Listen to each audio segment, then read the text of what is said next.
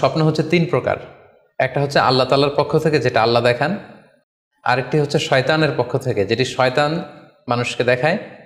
আরেকটি হচ্ছে নিজের পক্ষ থেকে, অর্থাৎ সারাদিন আপনি যেটা নিয়ে কনসার্ন, সারাদিন আপনি আপনার চিন্তা ভাবনার মধ্যে যেই জিনিসটাকে স্থান দেন, সেটাই আপনি রাত্রিবেলা দেখেন। অর্থাৎ দিনের বেলা হয়তো কেউ খেলাধুলা নিয়ে খুব ব্যস্ত, সে খুব ফুটবল পছন্দ করে, সারাদিন ফুটবল খেলে। দেখা যাবে যে রাতের বেলাও সে স্বপ্নে দেখছে যে সে ফুটবল খেলছে, অথবা স্টেডিয়ামে যে সে ফুটবল খেলা দেখছে। দিনের বেলা হয়তো সে বাজারে যে ব্যবসা বাণিজ্য করে, রাতেও হয়তো দেখা যাচ্ছে সে যে জিনিসপত্র কিনছে, দরদাম করছে। সো এটা তার পক্ষ থেকে। তাহলে বেসিকলি স্বপ্ন হচ্ছে তিন ধরনের, একটা আল্লাহর পক্ষ থেকে, একটা শয়তানের পক্ষ থেকে, আরেকটা হচ্ছে নিজের পক্ষ থেকে, যেটা আমরা সহিহ মুসলিমের একটি বর্ণনা থেকে জানতে পারি, যেখানে আল্লাহ রাসূল সাল্লাল্লাহু আলাইহি ওয়াসাল্লাম ইরশাদ করছেন, আর রুইয়া সালাসা, স্বপ্ন হচ্ছে তিন ধরনের। ফারুইয়া আস-সালিহা বুশরা মিনাল্লাহ, যেটা ভালো স্বপ্ন সেটা হয় আল্লাহর পক্ষ থেকে। ওয়া রুইয়া তাহজিনুন মিনাশ শাইতান, আরেকটা স্বপ্ন থাকে যেটা শয়তানের পক্ষ থেকে, সেটা ভয় দেখানো হয়। ভয়ঙ্কর যদি কোনো দুঃস্বপ্ন দেখে থাকেন তাহলে এটা আল্লাহর পক্ষ থেকে নয়, এই স্বপ্নটা শয়তানের পক্ষ থেকে। আরেকটি হচ্ছে রুইয়া মিম্মা ইউহাদ্দিসুল মারউ নাফসাহু, আরেকটি স্বপ্ন ব্যক্তি সে নিজের সাথে নিজে স্বপ্নে হয়তো কথা বলে বা এমন কিছু দেখে যেটা সুসংবাদও নয়, যেটা ভয়ঙ্করও কিছু নয়, বরং সারাদিন সে যে বিষয়টি নিয়ে চিন্তা ভাবনা করতো, রাতে সেটার একটা প্রতিচ্ছবি, সেটাই সে দেখতে পাচ্ছে। এটা হচ্ছে নিজের পক্ষ থেকে স্বপ্ন। তাহলে খুব সহজে আমরা এইভাবে বলতে পারি যে স্বপ্ন তিন প্রকার, একটা হচ্ছে রাহমানি, আর একটা হচ্ছে শাইতানি, আর একটা হচ্ছে নাফসানি। আমি আবার বলছি, স্বপ্নের প্রথম প্রকার হচ্ছে রাহমানি, দ্বিতীয় প্রকার হচ্ছে শাইতানি, তৃতীয় প্রকার হচ্ছে নাফসানি। যেটা রাহমানি সেটা রহমানের পক্ষ থেকে, আল্লাহ দেখান। আর যেটা শয়তানি সেটা শয়তানের পক্ষ থেকে, শয়তান ভীতিকর পরিবেশ তৈরি করার জন্য বা ভয় দেখানোর জন্য যেটা দেখায়। আরেকটা হচ্ছে নাফসানি, যেটাকে বলা হয় আদগাস ও আহলাম, যেটার কোনো মিনিং হয় না, অর্থাৎ নিজের পক্ষ থেকে নিজের চিন্তা ভাবনার প্রতিচ্ছবি। তাহলে শুরুতে আমরা জানবার চেষ্টা করব যে রহমানি, যেটাকে আরবিতে বলা হচ্ছে রুইয়া বা রুইয়া সাদেকা বা সালেহা, সেটা কি, এবং সেটা যদি আমরা দেখি সেক্ষেত্রে আমাদের করণীয় কি। এক্ষেত্রে আমরা সহিহ বুখারীর একটি হাদিসকে উল্লেখ করতে পারি, যেখানে আল্লাহ রাসূল সাল্লাল্লাহু আলাইহি ওয়াসাল্লাম ইরশাদ করেছেন, ইযা রাআ আহাদুকুম রুইয়া ইউহিব্বুহা, তোমাদের কেউ যদি কোনো স্বপ্ন দেখে যে স্বপ্নটা সে পছন্দ করে, মানে স্বপ্নটা দেখে he feels good or she feels good, তার ভালো লাগছে, তাহলে বুঝতে হবে ফা ইন্নামা হিয়া মিনাল্লাহ, এই স্বপ্নটা আল্লাহর পক্ষ থেকে, এটা সাধারণ স্বপ্ন নয়, এটা খুবই অর্থবহ স্বপ্ন। তখন সে কী করবে? ফালিয়াহমাদিল্লাহ আলাইহা, সে তখন এই সুন্দর স্বপ্ন দেখার কারণে আল্লাহ শুকরিয়া করবে। ওয়াল ইউহাদ্দিস বিহা, এবং চাইলে সে এই স্বপ্নের কথা মানুষের কাছে বর্ণনা করতে পারে বা শেয়ার করতে পারে। তাহলে সহিহ বুখারীর এই হাদিসের ভাষ্য অনুযায়ী আমরা যেটা বুঝলাম, আমরা যদি ভালো কোনো স্বপ্ন দেখি তাহলে তিনটি কাজ করা যেতে পারে। প্রথমত আল্লাহর প্রশংসা করা, যেহেতু আমি ভালো একটি স্বপ্ন দেখেছি, আল্লাহর শুকরিয়া বা প্রশংসা আমরা করতে পারি। দ্বিতীয়ত চাইলে সুসংবাদ হিসেবে এই স্বপ্নটা আমি কারোর সাথে শেয়ার করতে পারি। আর তিন নাম্বার হচ্ছে এমন ব্যক্তিকে আমি শেয়ার করব যে আমাকে ভালোবাসে বা যে আমার শুভাকাঙ্ক্ষী, তা না হলে আমি হিংসার শিকার হতে পারি।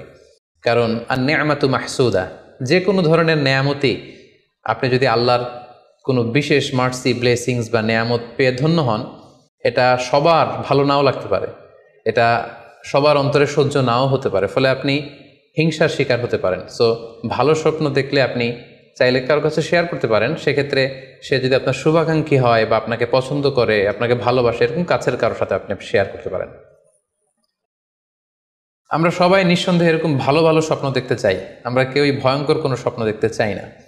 আমরা নিঃসন্দেহে এমন স্বপ্ন দেখতে চাই রাতের বেলায় যেই স্বপ্নে আল্লাহ তাআলার পক্ষ থেকে আমাদের জন্য দিক নির্দেশনা থাকবে, অথবা কোনো সুসংবাদ থাকবে, কিংবা থাকবে আগাম কোনো সতর্কতা বাণী। এ জাতীয় ভালো স্বপ্ন যদি আমরা দেখতে চাই তাহলে আমাদের কি করা উচিত? সেক্ষেত্রে সর্বপ্রথম আমাদের যেটা করতে হবে, আমাদেরকে সত্যবাদী হতে হবে। সাধারণত সত্যবাদীদের স্বপ্ন সত্য হয়ে থাকে। যেখানেই সত্য সেখানেই যেন আমার অবস্থান হয়, আমি যেন সবসময় সত্যের পক্ষে থাকি।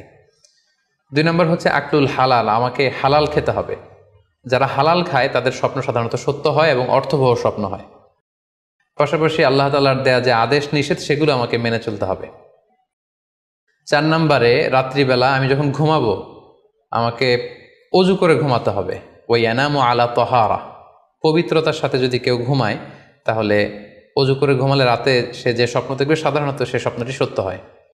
যদি সম্ভব হয় ক্যাবলামুখী হয়ে শোয়া, ক্যাবলামুখী হয়ে আমরা শুতে পারি।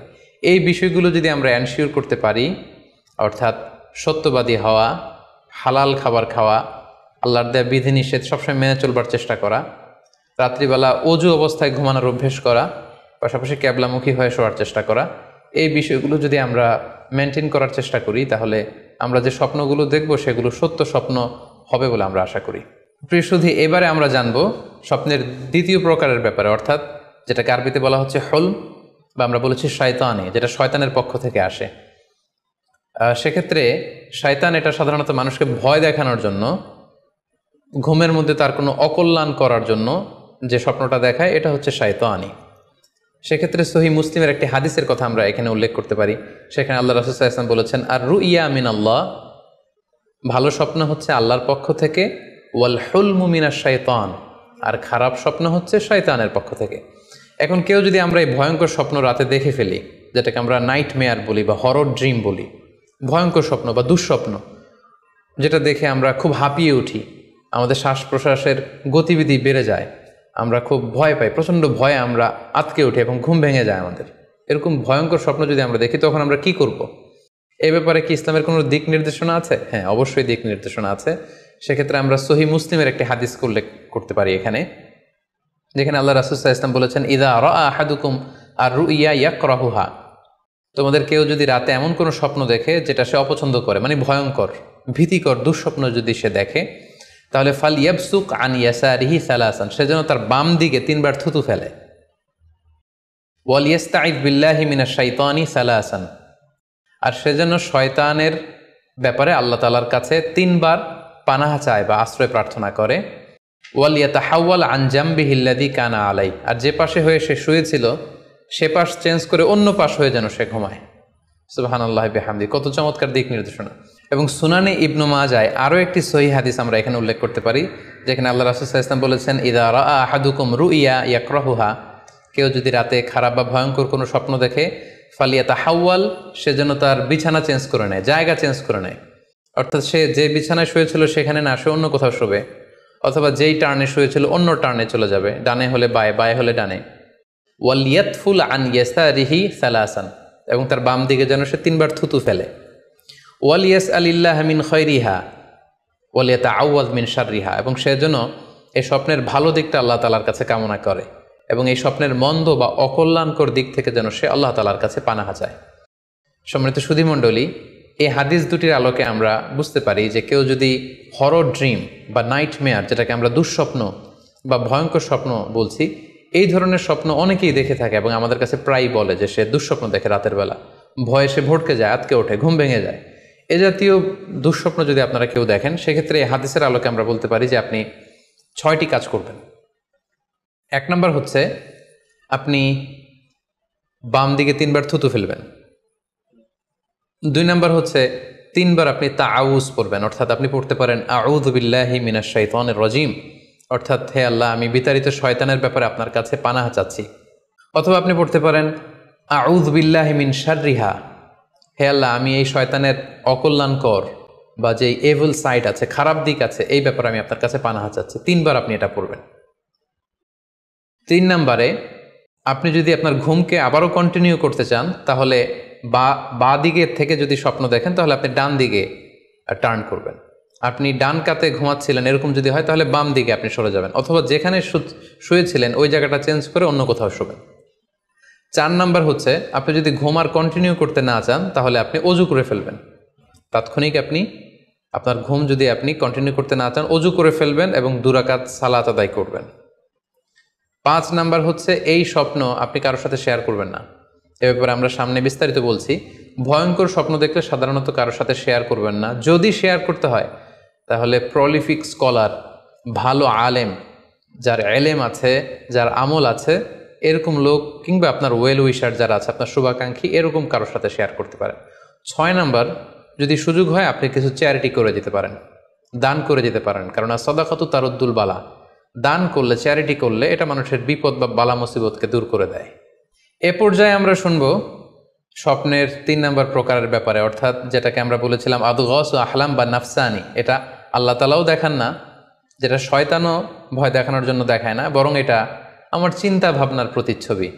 এটা সাধারণত অর্থহীন স্বপ্ন আমরা বলে থাকি, এটার কোনো অর্থ হয় না, বা আমার কল্পনা প্রসূত স্বপ্ন। সারাদিন আমি যেটা নিয়ে ভাবি, যেটা নিয়ে আমি কনসার্ন বা টেন্সড, ওইটাই আমি রাতের বেলায় দেখছি। এ জাতীয় স্বপ্ন যদি আমরা দেখি, তাহলে এই স্বপ্নের কোনো অর্থ নেই, এটাতে কোনো দিক নির্দেশনা নেই, এটা সাধারণত অর্থহীন এবং কল্পনা প্রসূত স্বপ্ন হয়ে থাকে। এই স্বপ্নের কোনো ব্যাখ্যা হয় না।